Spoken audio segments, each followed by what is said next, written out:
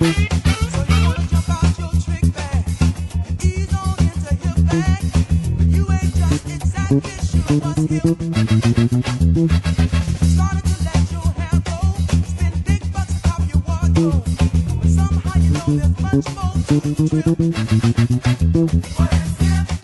guys, how's it going? Scott here from scottsbasslessons.com, and today we're going to be talking about one of the most epic bass riffs ever written, What Is Hip by Tower of Power, that was originally played by Rocco Prestia, and it is not only one of the coolest bass lines ever written, it is also one of the most tricky. It's a real pain, and without going over the top, it took me a while to get this down. I can remember when I first played it in my early 20s, I thought I saw it written, I just thought, oh yeah, a ton of 16th notes, fine. And actually, on further investigation, it was really tricky to get down. And to get it down really smooth, I really needed to investigate the different moving parts within it, so I could get my technique around it, okay? And hopefully I'm going to save you the trouble of having to do that as well, and discuss in this lesson exactly how to get it down and how to move between the different sections, because there's a few tricks that you need to do to be able to do that really smoothly instead of tripping up over yourself. And if you've tried to play this riff before, I'm sure you know that it's very easy to end up tripping over yourself with the different moves that you're doing with your fingers and essentially fluffing the entire thing. So that's what we'll be talking about today. I should also say that we've just released a course into the course library in the Academy. I'm talking about walking bass lines, I'm talking about Latin lines, I'm talking about soloing. It's all about jazz. It's for anybody that's wanting to get into jazz, because people like me talk about how you should get into jazz and use it as because it's just such a fantastic tool to master the fretboard, okay? There's so many pro bass players, freelance bass players, session guys. The reason why everybody talks about jazz is because it is such a great vehicle for learning your instrument, okay? So that's why we added that course into the Academy. If you haven't checked out the Academy, I'll put a link below straight to Scott's Bass Lessons so you can check it out. It's over there, and you can grab a 14-day free trial as well, so you can check out that course and all of the other courses in the course library and all of the live seminars that we do every week as well with some of the best bass educators on the planet. It's totally free, 14-day free trial. Just click the link below and you can, go through the shenanigans and hopefully I'll see you on the inside. So let's look at this riff, okay? It's in the key of E. On here, I've got my tone control, not all the way down, but, just half, just to give me a bit more grunt. And the first thing to take into consideration when doing this riff is that Rocco uses a palm muting technique with his left hand, where he doesn't play the open note. He actually puts the rest of his palm over the strings. That's it open. But he's got his hands over, and you'll hear a ton of guys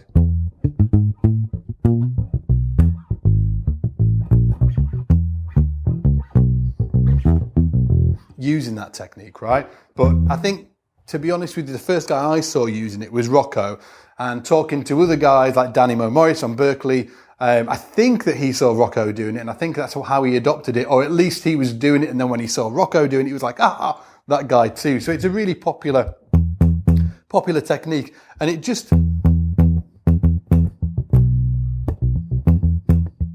gives a bit more of a percussive attack to the note.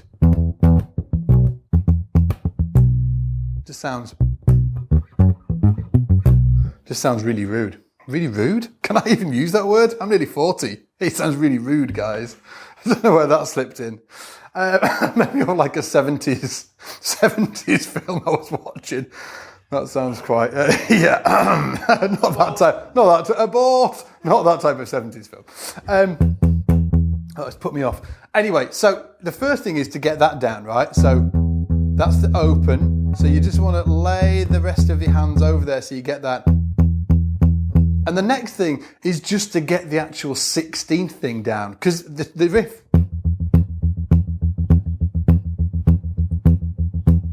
is motoring along like that, and it's quite hard just to do that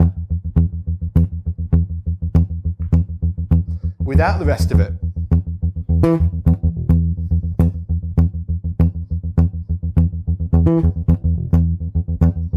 Okay, so first of all, just try and get that 16th thing down. And what I would say with this riff is the key for me was the index finger, making sure that you're leading with that index finger all the time. And it comes into play in the entire riff. The whole key for me was figuring out this index finger. Because if you end up leading with your middle finger, you're going to end up playing octaves like this. So middle on the A string and index on the G string, which is an insane move. Obviously you want to do it like this, right?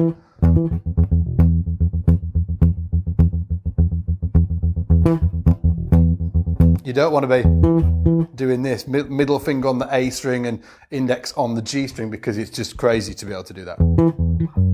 The most awkward thing ever. So first of all, just get that. And you can really slow it down. And when you're doing it, I really want you to make a conscious effort to feel that index finger. That's where the pulse is. Let's slow it down so it's like.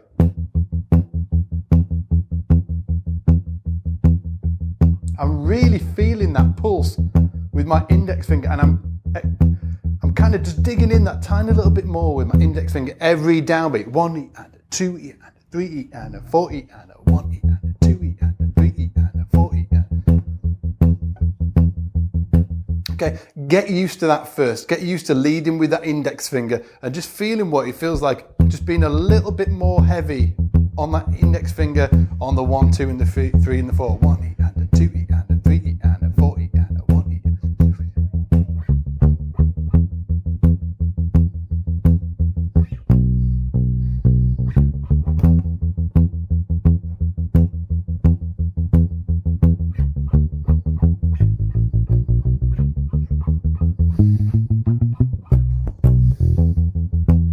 Okay, get used to what that feels like on the index finger. And then the next part is just to get that little octave shift that Rocco does. Just to show you what that is, it's 2, 3, 4. 3, 4, 1, 2. Okay? 2, 3, 4, 1, 2. Okay? Again, it's really important that you play exactly the same every time with this hand, okay? What I'm doing is 1 E and a 2 E and a boop, boop, boop, boop, boop, boop, boop, boop. So I'm playing. Again, I play super slowly.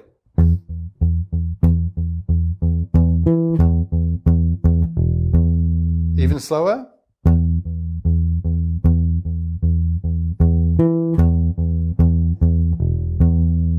Okay, so you'll hear it goes index, middle, index. You've got that.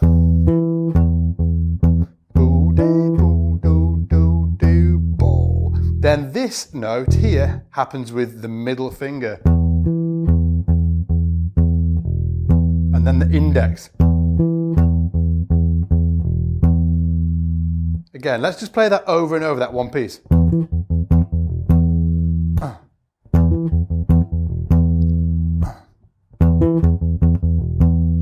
That low E has to be with the middle finger.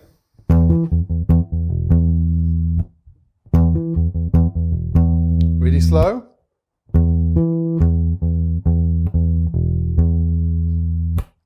Three, 4. 2, 3, 4.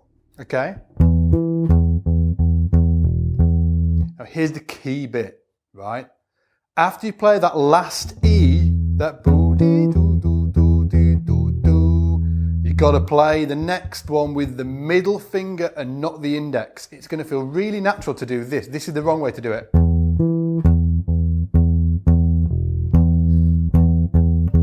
Did you see what I did there?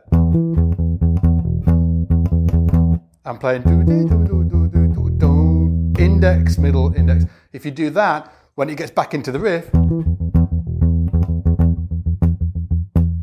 I'm leading with my middle finger. Okay, so what I've done there is I've played half the riff and then I've gone, and then I'm playing with my middle finger, okay, leading, which means when I get to the, it's going to be all out. I'm going to be playing middle finger down here and then index on here and all those shenanigans that we don't want, okay? So you need to be going index, middle, index, middle, okay, so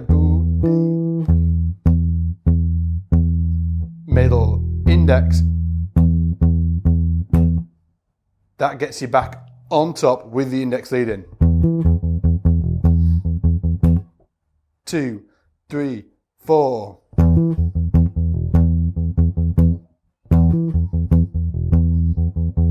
That was wrong. That's right. That last note, do do do do do da, needs to be the index finger.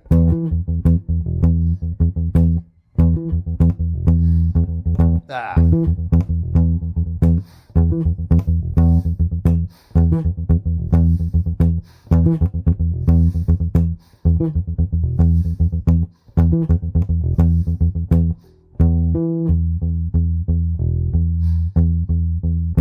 If you do that, then it's just going to carry on round and you're not going to end up on the wrong foot and end up falling over and fluffing it.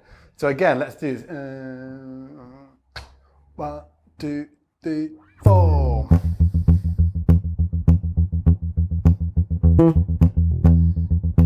Say, same thing again.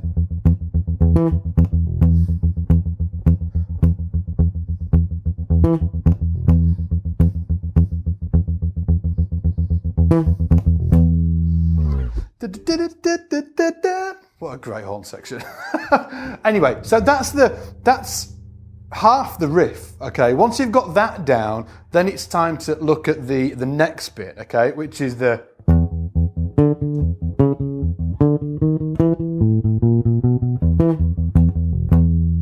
So in context, it'll sound like this.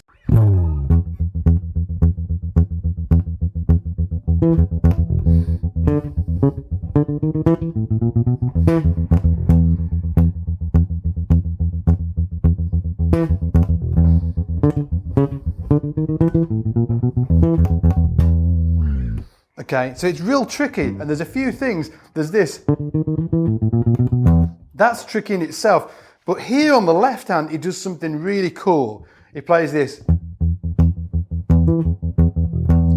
On there, that when it goes back, you've got to be holding that on with the second finger the next time round, because you're going to play.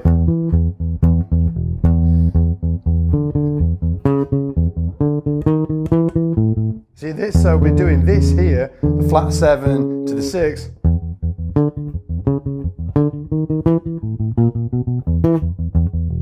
Again. Again, real slow.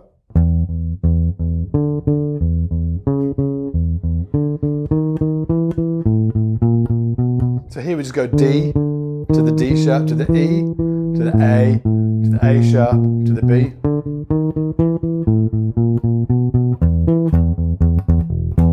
Okay.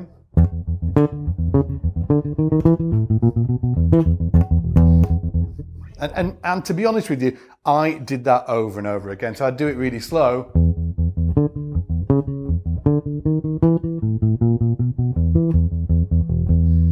Okay, then again.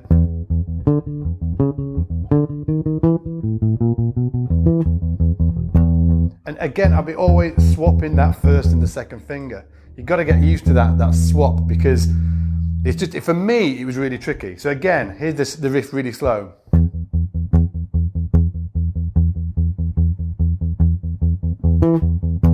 Swap.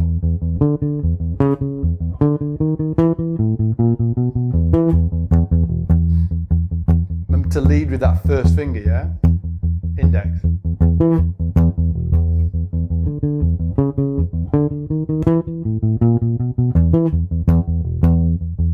And even here,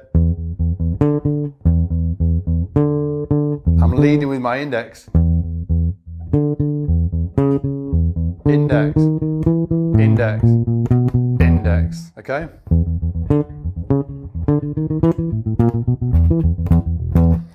On this bit, even though I don't sometimes do it, when I'm playing it really well, I alternate that. So it's all I am, I am, I am, I am, I am, I am.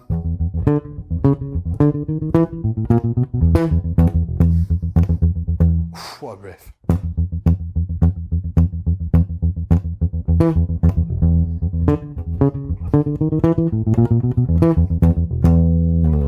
Okay, so first of all, let's just recap how to get this down, okay? First of all, just get that muting down.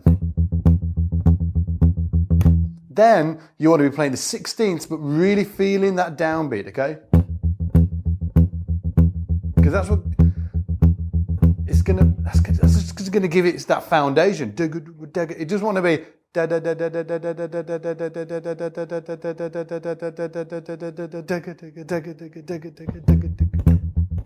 Needs that foundation. Once you've got that down, then it's time to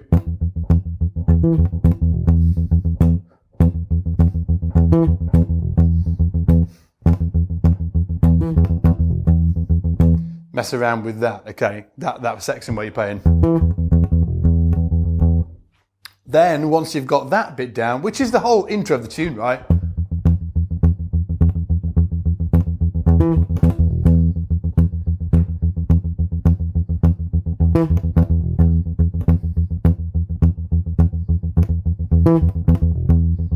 Once you've got that down, then it's time to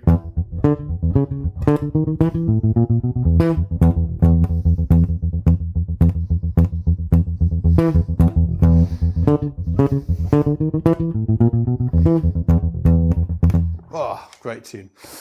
Anyway, hopefully guys, this will have demystified some of this riff for you, because if you're anything like me, when I started to learn it, I was like, this is really hard. It's having that consistency. Each time you play it, it needs to be exactly the same time every time with this hand. This hand is the key to this riff, okay? So make sure you really concentrate. Even if you're looking at it and saying, I am, index, middle, to get the right fingerings, okay? It's worth it. Just really slow it down and go at it, and just make sure that every single time you play it, you're really nailing that exact same fingering.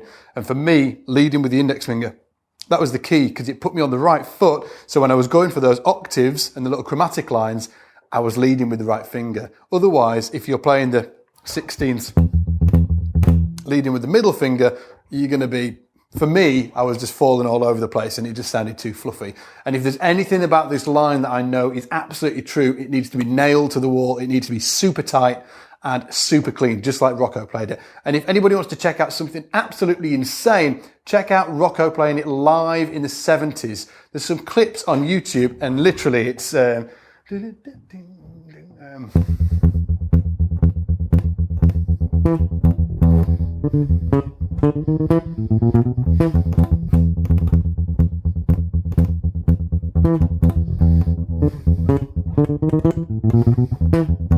it's that speed. Insane. For like, you know, I don't know, like 10 minutes or something like that. Well, everybody takes solos. I think Rocco's hand's made out of rock. Maybe that's why it's called Rocco. Anyway, guys, thank you so much for watching this video, okay? Now, what I want you to do now is go check out scottsbasslessons.com and the academy over there. It's the #1 online place to learn bass. Online place to learn bass? I was a poet and I didn't even know it. It's the #1 online bass school. We've got some of the best bass educators involved doing live weekly seminars every week, as you would expect. It's weekly. We've got a full course library. I do weekly seminars as well. I do feedback videos where you can send me videos and I send you a video response. The full 9 yards. You can go check it out at scottsbasslessons.com. And the coolest thing is you can take it for a test drive completely for free for 14 days, okay? And if you don't like it within the 14 days, you can cancel your account with the click of 2 buttons and you won't be billed a cent. So go check it out over at scottsbasslessons.com and hopefully I'll see you on the inside.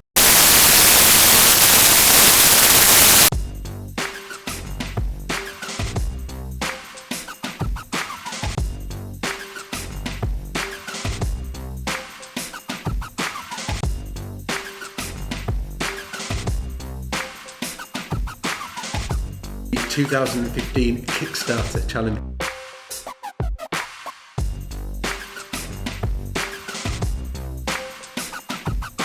Hey everybody. Hey. Hey everybody. Hi everybody. Hello all. Hello.